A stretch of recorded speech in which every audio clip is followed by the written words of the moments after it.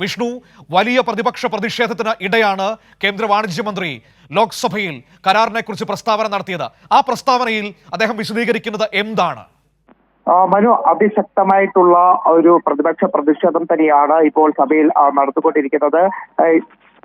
പ്രധാനമന്ത്രി നരേന്ദ്രമോദി അമേരിക്കയ്ക്ക് വഴങ്ങി ഉൾപ്പെടെയുള്ള പ്ലക്കാർഡുകളും പോസ്റ്ററുകളും ഉയർത്തിക്കാട്ടിക്കൊണ്ടുള്ള ഒരു പ്രതിഷേധമാണ് ലോക്സഭയിൽ അരങ്ങേറിക്കൊണ്ടിരിക്കുന്നത്. ഏതായാലും പ്രതിഷേധത്തിനിടെയാണ് കേന്ദ്ര വാണിജ്യമന്ത്രി പീയൂഷ് ഗോയൽ പ്രസ്താവന നടത്തിയത്. അതായത് ഈ ഒരു കരാർ കൊണ്ടുവരുന്നതിലൂടെ ഇന്ത്യക്ക് വലിയ നേട്ടമുണ്ടാകും, വികസിത ഭാരതത്തിന് വേണ്ടിയുള്ള ഒരു കരാറാണ് ഇപ്പോൾ ഉണ്ടാക്കിയിരിക്കുന്നത്. അതോടൊപ്പം തന്നെ വിഷ്ണു, ഈ പതിവായി പറയുന്ന വികസിത ഭാരതം, ആത്മനിർഭർ ഭാരതം, ഈ പറയുന്ന വാക്കുകൾക്കപ്പുറത്തേക്ക് എന്തു നേട്ടം ഈ കരാർ കൊണ്ട് ഇന്ത്യക്ക് ഉണ്ടാകാൻ പോകുന്നു, ഇന്ത്യയിലെ കർഷകർക്ക് ഉണ്ടാകാൻ പോകുന്നു എന്ന് വിശദീകരിക്കാൻ കേന്ദ്രമന്ത്രിക്ക് കഴിഞ്ഞിട്ടുണ്ടോ?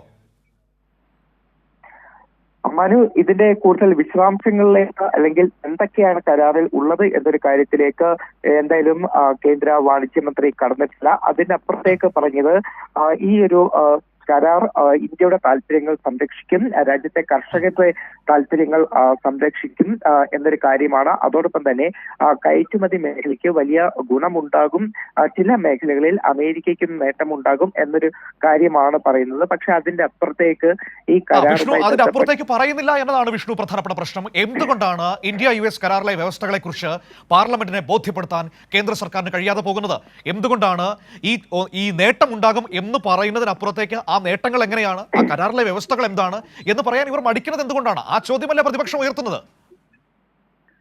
മനു, അത് തന്നെയാണ്. കാരണം പ്രതിപക്ഷം കൃത്യമായി തന്നെ ആവശ്യപ്പെടുന്നത് ഇത്തരമൊരു കരാറ് നിലവിൽ വരുമ്പോൾ ആ കരാറുമായി ബന്ധപ്പെട്ട എല്ലാ വ്യവസ്ഥകളും എന്തൊക്കെയാണ് കരാറിലുള്ളത് അതൊക്കെ കൃത്യമായി തന്നെ പറയണമെന്ന ഒരു ആവശ്യം തന്നെയാണ് പ്രതിപക്ഷം കഴിഞ്ഞ ദിവസങ്ങളായി തന്നെ മുന്നോട്ട് വയ്ക്കുന്നത്. പക്ഷേ കേന്ദ്ര വാണിജ്യമന്ത്രി ഒരു പ്രസ്താവന നടത്തുമ്പോൾ പോലും എന്തുകൊണ്ടാണ് ആ കരാറിലെ വ്യവസ്ഥകൾ പറയാൻ കേന്ദ്ര വാണിജ്യമന്ത്രി തയ്യാറാകുന്നില്ല. അതിനപ്പുറത്തേക്ക് ചില കാര്യങ്ങൾ മാത്രം പറഞ്ഞു പോകുന്നു. കർഷകരുടെ താല്പര്യങ്ങൾ സംരക്ഷിക്കും, ഇന്ത്യയുടെ താല്പര്യങ്ങൾ സംരക്ഷിക്കും എന്ന കുറച്ച് കാര്യങ്ങൾ പറയുന്നു.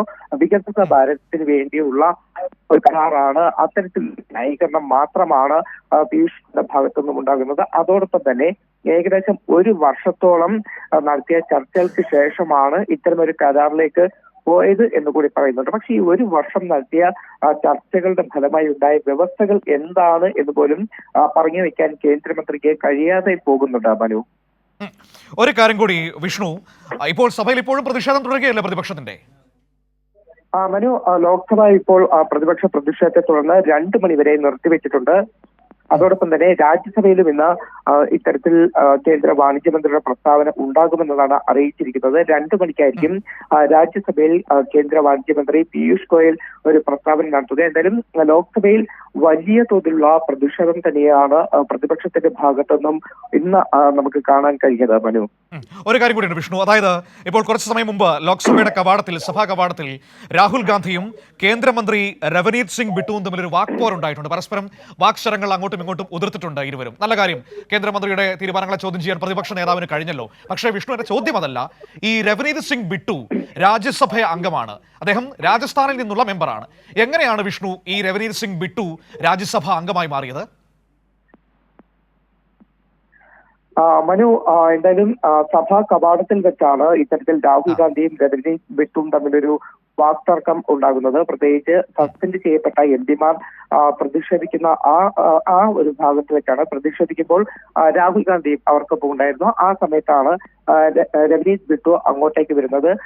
രവനീത് ബിട്ടുവിനെ കണ്ടപ്പോൾ തന്നെ രാഹുൽ ഗാന്ധി ഷേക്ക് ഹാൻഡ് കൊടുക്കാനായിട്ട് രാഹുൽ ഗാന്ധി ശ്രമിക്കുന്നുണ്ട്. അതോടൊപ്പം തന്നെ രാഹുൽ ഗാന്ധി പറയുന്നത് എന്റെ ട്രൈറ്റർ ഫ്രണ്ട് എന്നതാണ് രവനീത് ബിട്ടുവിനെ രാഹുൽ ഗാന്ധി. പക്ഷേ വിഷ്ണു, പ്രശ്നം അതല്ല. ഈ രവനീത് സിംഗ് ബിട്ടു രാജ്യസഭയിലേക്ക് വരാൻ കാരണക്കാരനായ ഒരു വ്യക്തിയുണ്ട്. അതായത് നമുക്കറിയാമല്ലോ, രാഹുൽ ഗാന്ധിക്ക് വലിയ ഉത്തരവാദിത്വമുണ്ട്. കാരണം രാജ്യസഭയിൽ രാജസ്ഥാനിൽ നിന്നുള്ള KC വേണുഗോപാലിന്റെ അംഗത്വം, KC വേണുഗോപാൽ ലോക്സഭയിൽ കേരളത്തിൽ വന്ന് മത്സരിക്കാൻ വേണ്ടി ഒഴിഞ്ഞപ്പോഴാണ് KC വേണുഗോപാൽ ദാനം കൊടുത്ത സീറ്റാണ് ഈ പറയുന്ന രവനീത് സിംഗ് ബിട്ടുവിൻ്റെത്.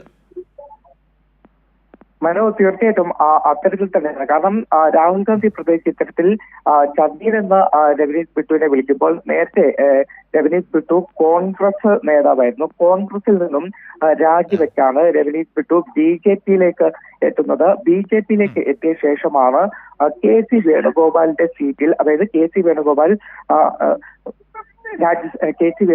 നൽകിയ സീറ്റിൽ രാജ്യസഭയിൽ നിന്നും രാജ്യസഭയിലേക്ക് രവനീത് ബിട്ടു എത്തുന്നു. പിന്നീട് കേന്ദ്രമന്ത്രിയാകുന്നു. അപ്പോൾ കോൺഗ്രസ് തന്നെ ഇത്തരത്തിൽ രാജ്യസഭയിലേക്ക് എത്തിച്ച് കേന്ദ്രമന്ത്രിയാക്കിയ രവനീത് ബിട്ടു അതാണ് വിഷ്ണു, ഞാൻ ആ രാഷ്ട്രീയമാണ് വിഷ്ണു ഞാൻ ചോദിച്ചത്.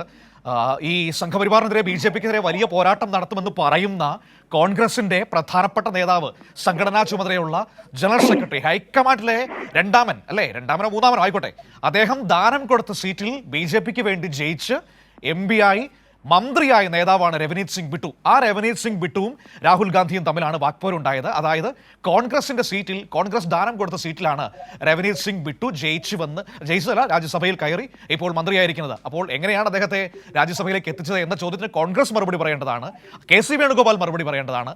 ആ സീറ്റ് KC വേണുഗോപാൽ അന്ന് രാജസ്ഥാനിൽ ഒഴിഞ്ഞപ്പോഴാണ് അവിടെ രവനീത് സിംഗ് ബിട്ടു ജയിക്കുന്നത്. എന്നിട്ട് KC വേണുഗോപാൽ പോകുന്നത് എങ്ങോട്ടാണ്?